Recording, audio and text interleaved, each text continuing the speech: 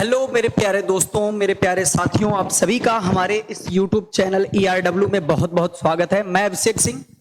आज मैं एक टॉपिक लेकर आया हूं जो बहुत ही इंपॉर्टेंट टॉपिक है आपके हर एग्जाम के दृष्टि से। डी ब्लॉक एलिमेंट से पोटेशियम परमैग्नेट, पोटेशियम परमैग्नेट का फॉर्मेशन मेथड हम देखेंगे। जनरली कुछ उनकी फिजिकल प्रॉपर्टीज और कुछ केमिकल प्रॉपर्टीज को कवर करेंगे, जो हमारे UP board exam, CBSE board के एग्जाम या फिर कॉम्पिटिटिव एग्जामों में कुछ उससे क्वेश्चन बनते हैं। तो बहुत जल्द इस टॉपिक को कुछ ही मिनटों में खत्म करेंगे, क्योंकि इस टॉपिक को पूरी तरीके से हमने क्या किया है, आपके लिए कंटेंट बनाकर लाए हुए हैं। तो हम स्टार्ट करते हैं पोटेशियम परमैग्नेट। मेरे प्यारे दोस्तों, हम स्टार्ट करते हैं पोटेशियम परमैग्नेट। ओके, आ जाइए देखते हैं पोटेशियम परमैग्नेट है क्या।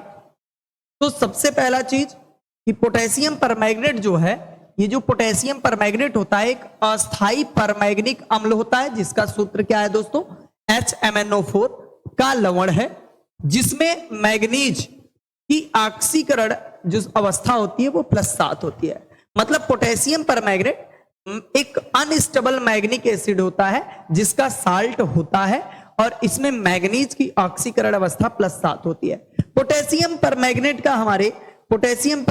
का जनरली सूत्र क्या होता है, KMnO4, KMnO4 होता है। अब आते हैं हम इसके निर्माण विधि पर। जनरली हम इसके निर्माण विधि की बात करते हैं तो सबसे पहला मेथड हमारे पास आता है लैब मेथड। लैब में इसे हम कैसे बनाते हैं, तो हमारे पास मैग्नीज 2 पॉजिटिव आयन का जब हम थायोसल्फेट के साथ क्या करते हैं, रिएक्शन कराते हैं, यह मैग्नेट में क्या हो जाता है, परमैग्नेट में, माफ कीजिएगा, परमैग्नेट में कन्वर्ट हो जाता है, जो कौन से कलर का होता है, पर्पल कलर का। कौन से कलर का होता है, पर्पल कलर का। मतलब मैग्नीज का जो मैग्नीज 2 पॉजिटिव आपके कंपाउंड्स होंगे, उनका रिएक्शन आप थायोसल्फेट के साथ कराने पर मैग्नेट हमें प्राप्त हो जाता है। ये हमारा पहला प्रिपरेशन मेथड है। दूसरा जो कॉमर्शियल, ये लैब मेथड है। कॉमर्शियल फेज पर हम लोग क्या करते हैं, पाइरोलुसाइड का फ्यूजन कराते हैं पोटेशियम हाइड्रोक्साइड के प्रेजेंस में। दूसरा जो हमारे पास निर्माण विधि है, सबसे इंपॉर्टेंट है, जो यूपी बोर्ड में भी बच्चों पूछता है कि पाइरोलुसाइड से पोटेशियम परमैग्नेट कैसे प्राप्त करेंगे। तो हम पाइरोलुसाइड का फ्यूजन करा देंगे, मतलब जलाते हैं। पाइरोलुसाइड को हम क्या करेंगे, पोटेशियम हाइड्रोक्साइड के प्रेजेंस में जलाएंगे। देन आफ्टर उसका हम ओजोनीकरण या क्लोरीनीकरण करके पोटेशियम परमैग्नेट प्राप्त कर लेते हैं। आ जाइए हम देखते हैं कैसे प्राप्त करते हैं। ये हमारे पास क्या है, हमारे पास है पाइरोलुसाइड। हमारे पास ये क्या है मेरे प्यारे बच्चों, पाइरोलुसाइड है।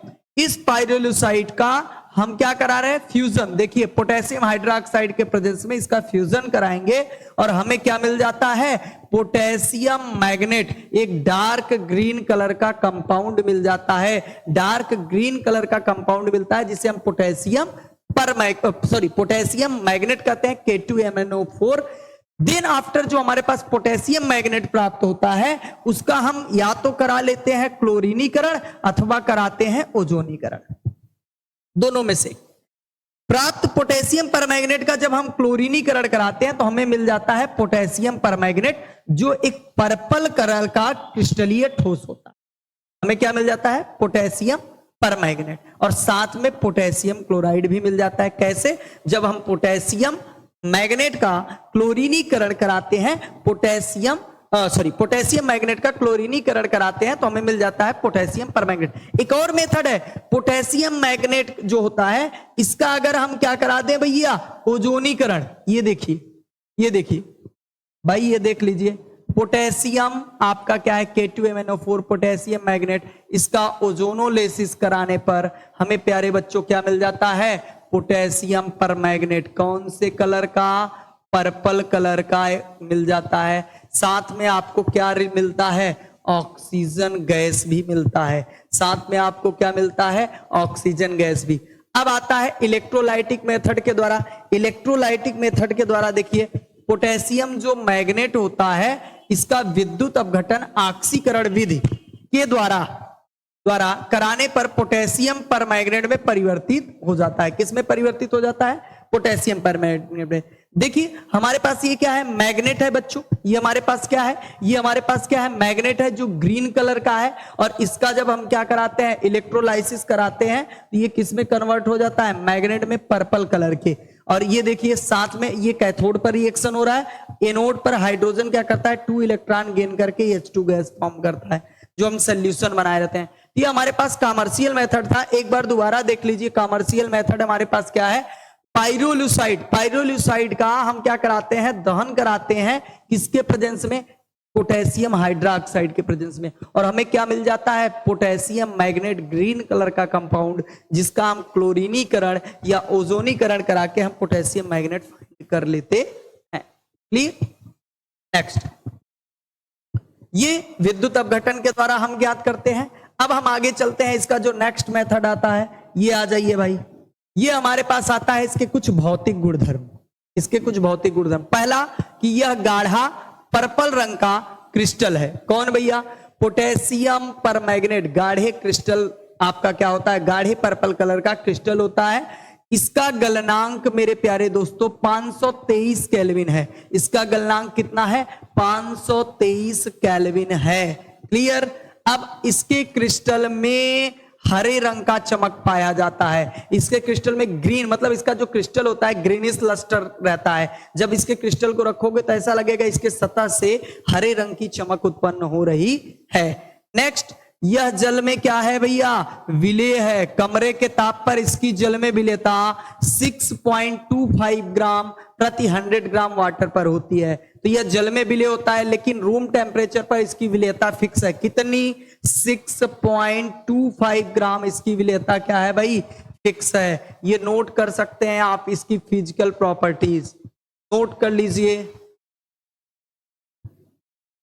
नेक्स्ट मेरे प्यारे बच्चों, आ जाइए इसके केमिकल प्रॉपर्टीज पढ़ते हैं, जो इंपॉर्टेंस है। सबसे पहला हीट इफेक्ट। हीट इफेक्ट ये कहता है कि अगर हम पोटेशियम परमैग्नेट को हीट करते हैं तो फिर से हमें पोटेशियम मैग्नेट और पाइरोलुसाइड मिल जाता है। एक बार देख लीजिए, ये हमारे पास पोटेशियम परमैग्नेट है। इसे गर्म करने पर पोटेशियम मैग्नेट फिर से मिल गया, जो ग्रीन कलर का होता है। साथ में आपके पास पाइरोलुसाइड ब्राउन कलर का मिल जाता है, और ऑक्सीजन गैस क्या होता है, रिलीज होता है। ये पहली इसकी केमिकल प्रॉपर्टीज है, जो सबसे इंपॉर्टेंट है, हीट इफेक्ट ऑफ परमैग्नेट, पोटेशियम परमैग्नेट। तो पोटेशियम परमैग्नेट को हीट करने पर मेरे प्यारे बच्चों हमें क्या मिल जाता है, हमें मिलता है पोटेशियम मैग्नेट, साथ में मैग्नीज डाई ऑक्साइड। दूसरा इसका सबसे इंपॉर्टेंट केमिकल प्रॉपर्टीज है ऑक्सीडेशन नेचर, ऑक्सीकरण प्रकृति। आ जाइए उसकी चर्चा कर लेते हैं। ये हम ऑक्सीकरण प्रकृति की अगर बात करते हैं तो सामान्यतः जो पोटेशियम परमैग्नेट है, ये अम्लीय, क्षारीय एवं उदासीन तीनों माध्यमों में प्रबल ऑक्सीकारक का गुण प्रदर्शित करता है। किसमें किसमें, अम्लीय, क्षारीय एवं उदासीन तीनों माध्यमों में प्रबल क्या करता है, ऑक्सीकारक गुण। मतलब ये अगर ऑक्सीकारक गुण प्रदर्शित करेगा बच्चों तो कंफर्म है ये क्या काम करेगा, खुद तो अपचयित हो रहा होगा, खुद का इसका अपचयन हो रहा होगा, तभी तो दूसरे को ऑक्सीकृत करेगा। तो यहां देखिए, मैग्नीज जो पोटेशियम परमैग्नेट होता है, ये बेसिक मीडियम में आपका क्या हो जाता है, यहां पर परमैग्नेट था, यहां पर आपका क्या था भाई, यहां पर आपका क्या था, ये परमैग्नेट।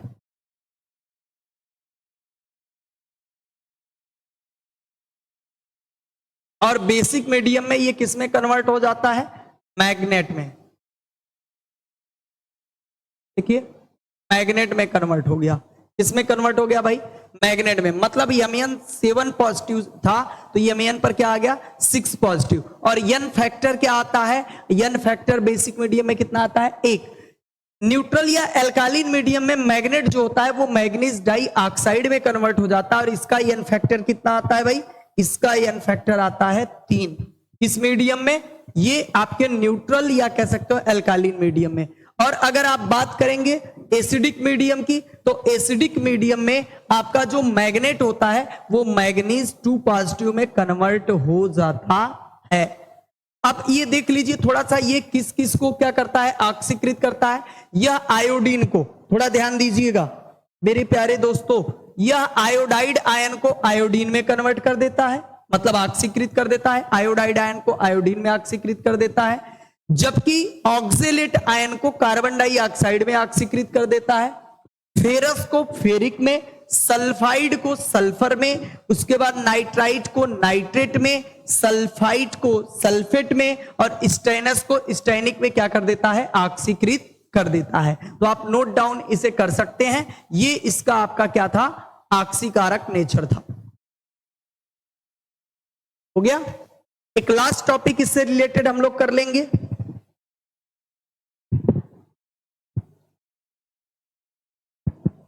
इसके कुछ यूज, जो सम इंपॉर्टेंट यूज हैं इसके। पहला यूज, यह प्रबल ऑक्सीकारक के रूप में यूज किया जाता है। दूसरा, यह जीवाणुनाशक के रूप में यूज किया जाता है। तीसरा, आयतनिक विश्लेषण में। और चौथा, बेयर अभिकर्मक के रूप में इसका उपयोग किया जाता है। तो ये था एक पोटेशियम परमैंगनेट की कहानी। तो आज के लिए बस धन्यवाद। कल हम मिलेंगे फिर नए टॉपिक पोटेशियम डाइक्रोमेट के साथ। तब तक के लिए जय हिंद।